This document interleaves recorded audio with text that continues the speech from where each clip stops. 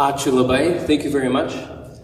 Ačiū Dalia for introducing me, ačiū Vytautai for inviting me here. Actually, a quick show of hands, how many non-Lithuanian speakers do we have in the house? Okay, not too many, but like, how many non-English speakers in the house? Okay, great. So let's keep it democratic. I'm going to do pretty much everything then in English, just so everybody can understand.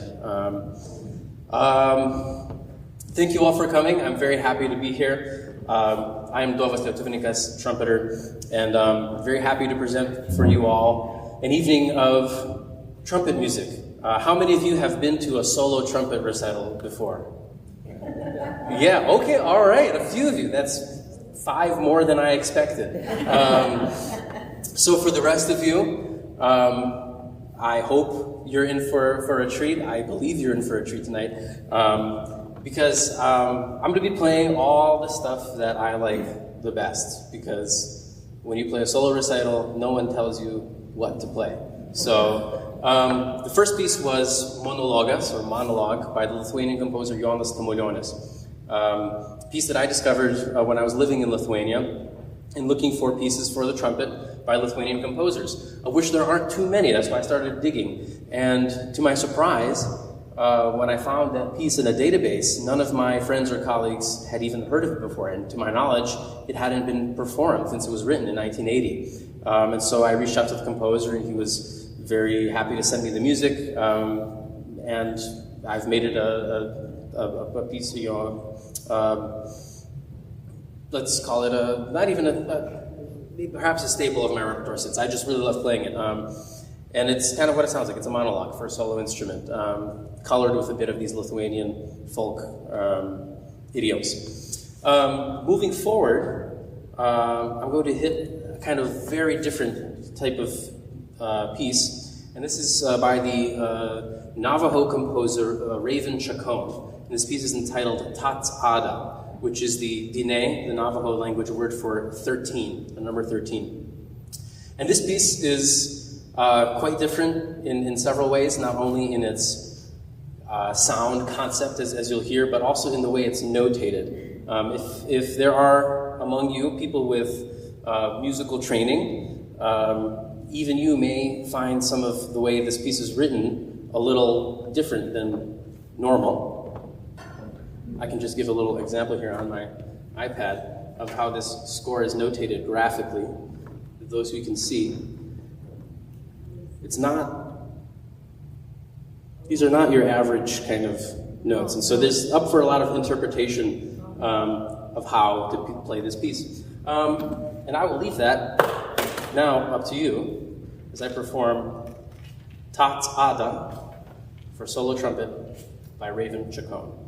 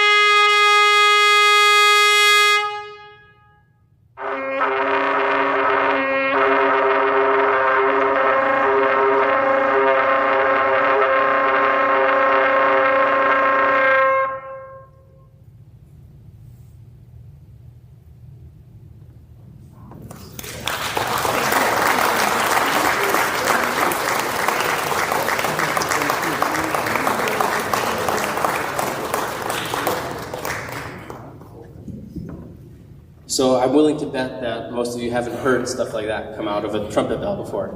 A lot of what we call extended techniques in that one, different ways of making music, some might say noise, out of the instrument. But I like it. We're always pushing the boundaries of what we do on our instruments as professional musicians. And there's a lot more to these instruments than just little melodies. And that piece just gives me a lot to think about while I'm playing it, when I'm thinking about how exactly to shape these notes, these different sounds and colors. And especially because the composer, he doesn't give us a lot of information, doesn't write program notes, he's a kind of a quiet, reserved person. So when he writes Táá'ts'ádah 13, I don't know, you make of it what you will. Throughout this program, I will be using some audio as well. So this next piece is for trumpet and background, pre-recorded background by the American composer BEGLARIAN. This piece is entitled Osculati Fourniture. It was originally written for alto or tenor, voice, or instrument and pre-recorded track. So it's open pretty much to anything you can play it on. And here is a quick note from the composer. As you may be wondering, what exactly does it mean, Osculati Fourniture? The title Osculati Fourniture comes from a mysterious query in a journal entry written by my mother, Joyce Heaney BEGLARIAN, on the 22nd of May 1981, while en route to Florence from Pisa. I cannot know why these two words came into her mind while riding along the autostrada, or what connection the phrase might have with shutters or Luca, but it seems likely that the whole business has some obscure significance. The music is a response to the Gusha Zirkesh-i Salmak in the Dastka of Shur, part of the repertoire of Persian classical music. Its relation to all this is perhaps osculate in some sense. So that may not entirely help everyone, but the music, when she writes, the music is a response to the Gusha, The gusha is a set of notes akin to what we might call a scale in the traditional Persian sense, something akin to a raga in the Indian classical music. And so you'll hear in the background there's a lot of these sitars, instruments, playing notes from this gusha. And yeah, like I said, unfortunately, we don't quite know what the title Osculati Fourniture means. Once again, I'll leave that up to your interpretation. Eve BEGLARIAN Osculati Fourniture.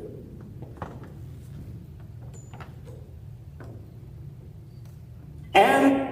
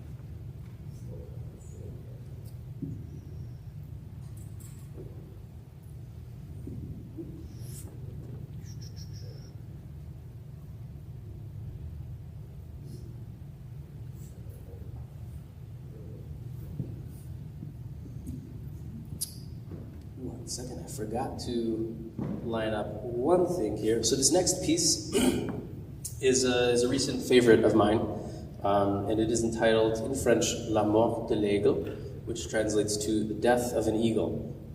And it's not written by a French composer, it's written by, I believe he's Welsh.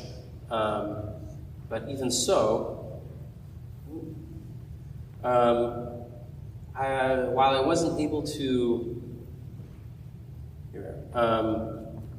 find any program notes either from this composer or any more information as to why a Welsh composer would entitle this piece for solo trumpet in French, in looking for more information, I was able to find a couple of French poems by this title that, while he may not have explicitly mentioned that this piece was written to evoke the language of these poems, having discovered in particular one poem which I will share with you in an English translation, I found very fitting to the music that will follow, describing the flight and death of an eagle.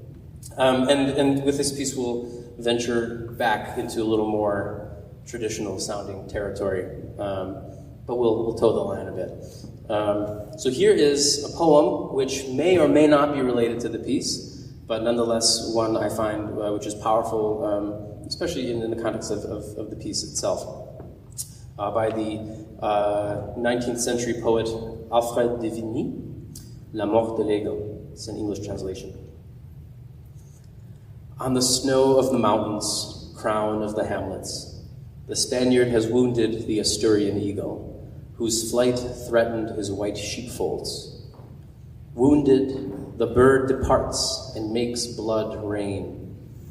Rising to the sky as swiftly as lightning descends, he looks at his son, opens his beak and inhales, believing to reclaim life from the fiery empire. In a golden fluid he swims mightily, and among the rays he sways for a moment. But man has struck him with too certain a blow. He feels the hunter's lead melt into his wound. His wing is stripped, and his royal cloak flutters like down torn by the knife. Stripped of the air, his weight drags him down. In the mountain snow he sinks and trembles, and the earthly ice, with its heavy slumber, has closed this mighty eye, once revered by the sun.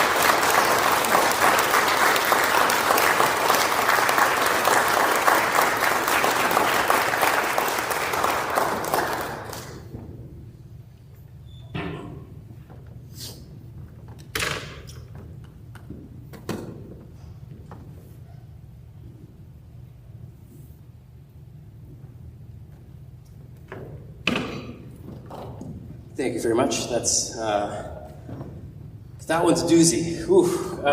I really enjoy playing that one, but sometimes I need a little breather after that one. And for that one, for the piece to follow that one, I have a piece written by a friend of mine, Ketvirtosios dimensijos by ANDRIUS ŠIURYS. And this piece was written for me back in 2020, just before, in the before times. This was one of the, and it was written for a recital I was doing in Vilnius, Lithuania, where I was living at the time. And I specifically asked him to write me a piece. I really liked his stuff. It's also electroacoustic, it's got some backing in it. But I said, sometimes in a recital, I need a piece where I can just breathe a bit. And I think at one point, you'll see he took that a little too literally. But this is a piece where I can just take the horn off my chops for a second and recoup some of the blood. But it's a very interesting piece. It's very personal to me, especially because you wrote it for me, and I love playing it. Oh, wait, this is the wrong thing. I actually then have, yeah. So this was, that's not good.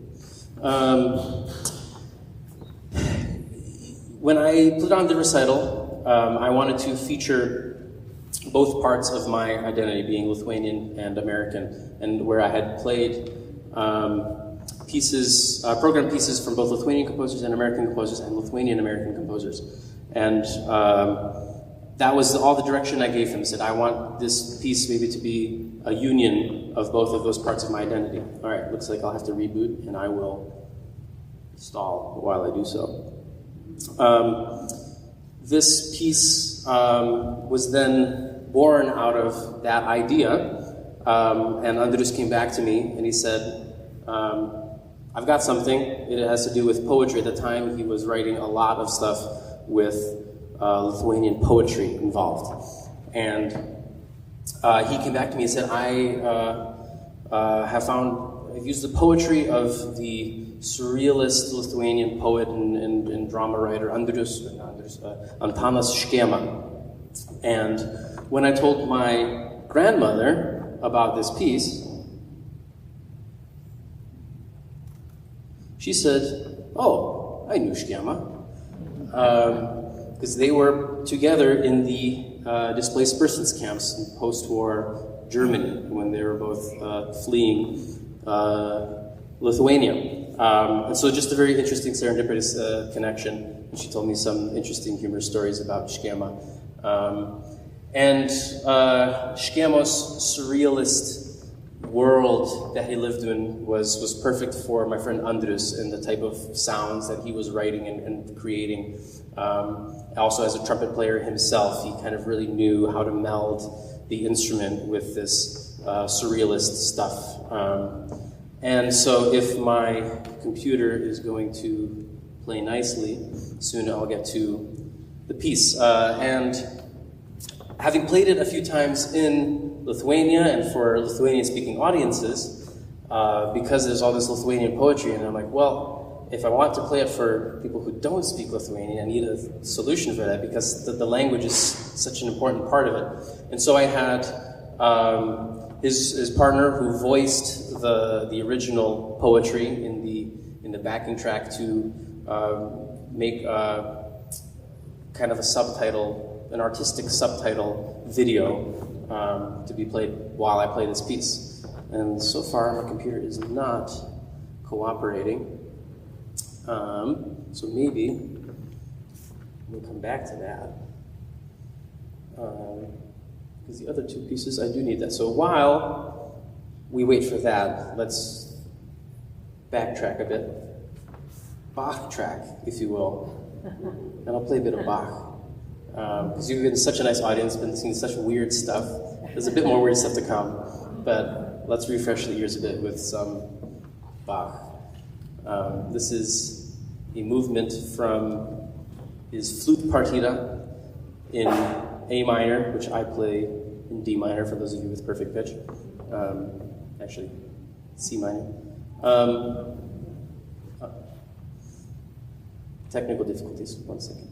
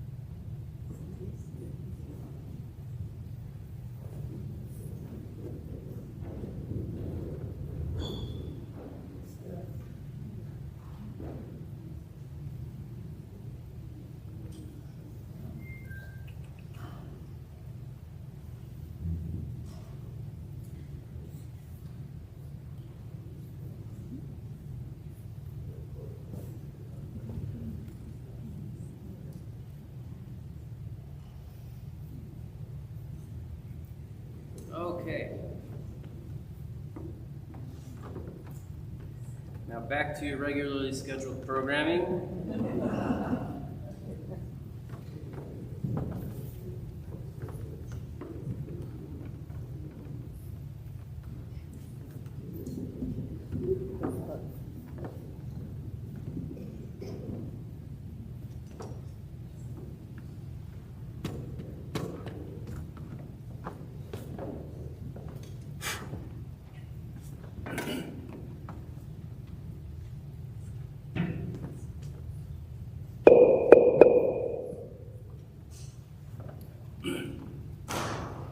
ANDRIUS ŠIURYS iš ketvirtosios dimensijos.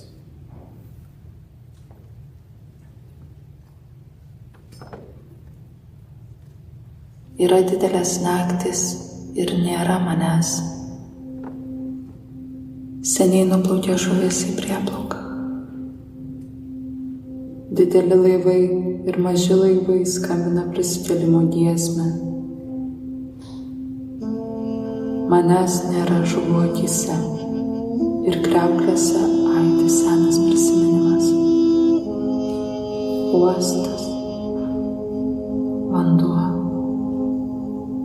žuvų akyse mano.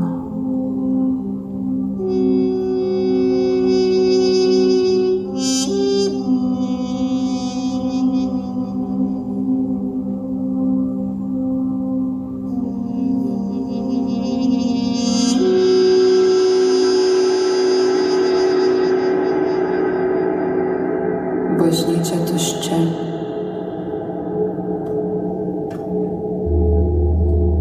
Vitražiniai angelai vieniši. Vargonų aidas neatsimuša į juos.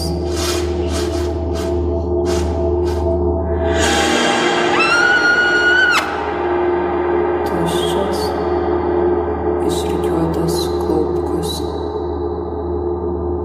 Neuždegtos žvakės, iškrakmolyti altoriaus užtiesinėjai, paklodės suglamžytos lovose, tiltas nuo žmogaus kūno.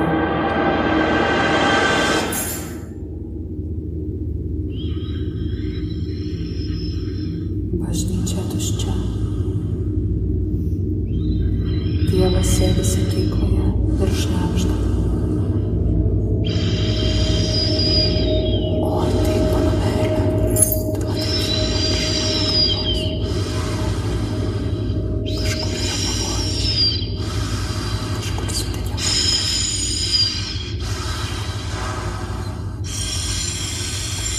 kažkur yra pavojus, kažkur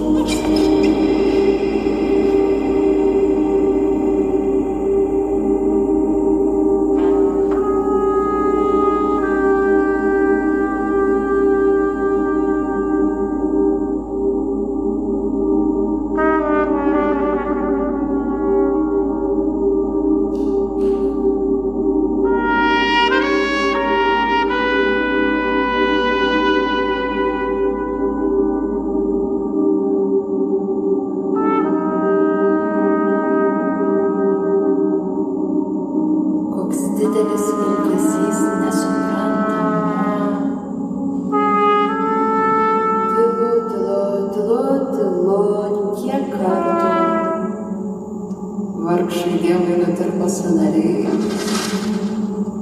ir paklodę atšalo. Žmogus seniai nuėjo dirbti.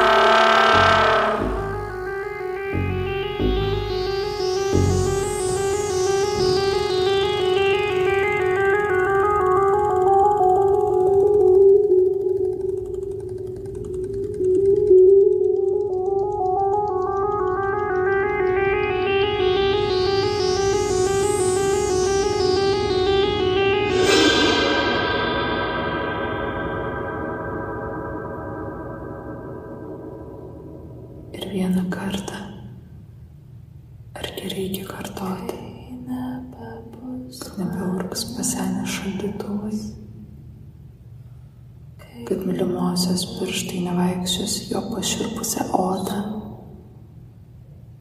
kad vorai apglėbs muses tinkluose, kad paskutinė kometa pražudys akmeninę uodegą ir teliks išblizgintų kaulų vaikiškas tyrumas ir neplautų lėkščių keraminis purvas ir teliks prisiminimas visa jau pamiršta. Ir dievai supus savo sostuose. Ir nebebus manęs. Ir nebebus jūsų.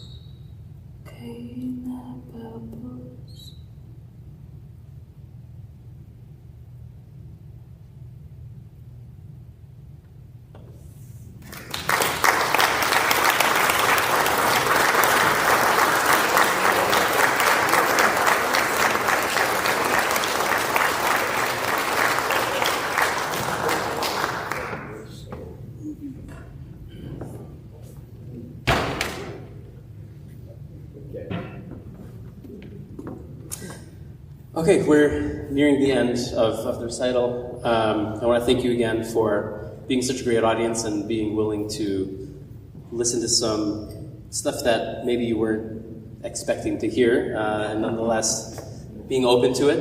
And I hope you heard something new, something interesting, something that made you go, huh, in a good way or a bad way? That's up to my interpretation.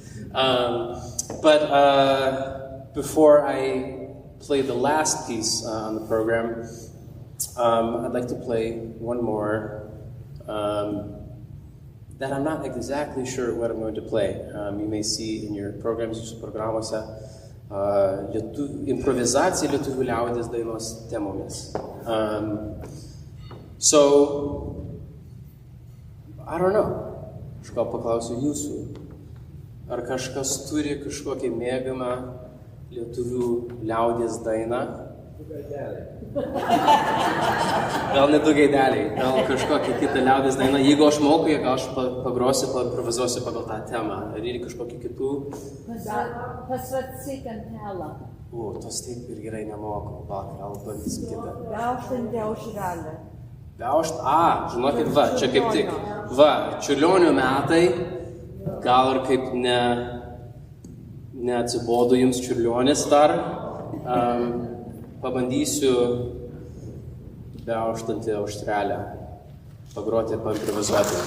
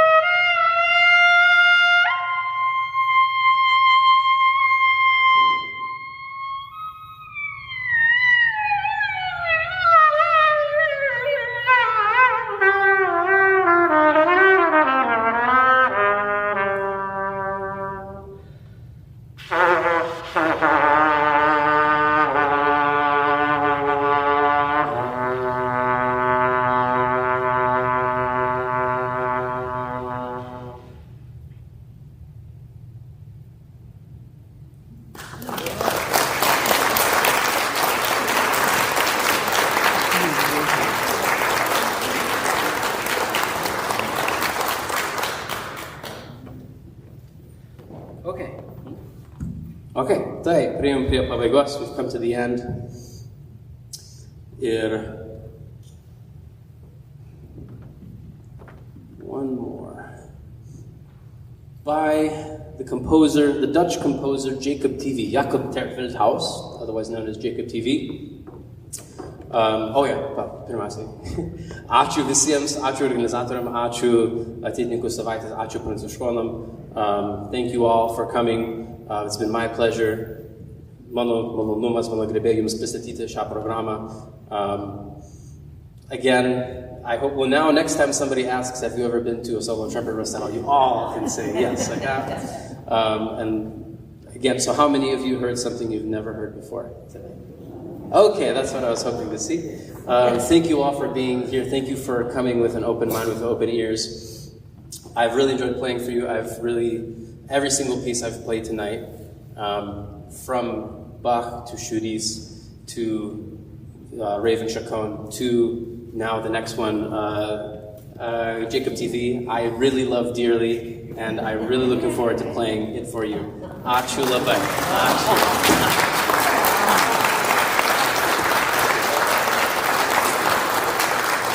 So this final piece by Jacob TV is entitled Close Fight. We're going to end it on a bit of a more of an energetic note to send everybody off to the clubs of Kennebunkport tonight.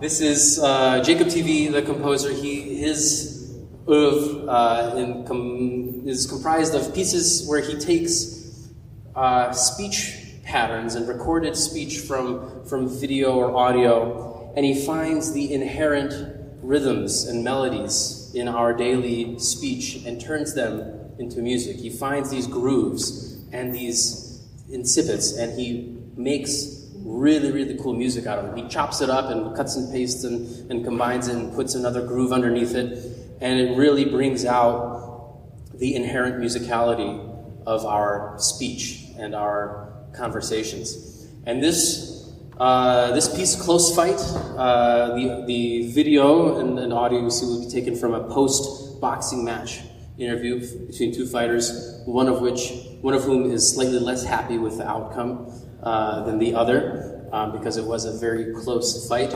And you'll see there are different kind of arguments back and forth.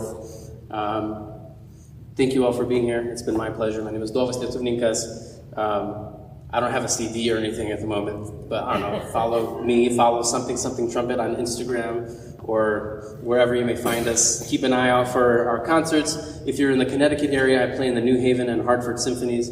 Come on by, I'll be playing there. And it's been my pleasure to be here. Jacob TV, Close Fight.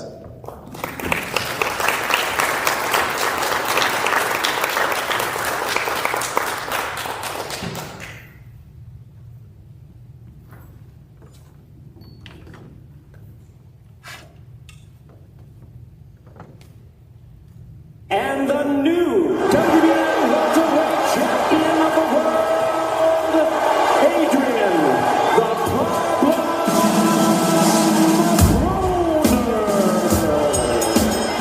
Adrian, congratulations. How did you assess this fight? Were you feeling out in those first few rounds, or what was your strategy? It's a tremendous accomplishment. Who's doing it like me in the game? Kept saying the entire fight, you can't hit me. It's a tremendous accomplishment. Who's doing it like me in the game? Nobody. I'm gonna be honest, hold on. 22 rounds. I'm good. I beat Polly. I left with his belt and his gun. I'm gonna be honest, hold on. Hey, Pops, watch my head. I ain't worried about nothing. He couldn't hit me.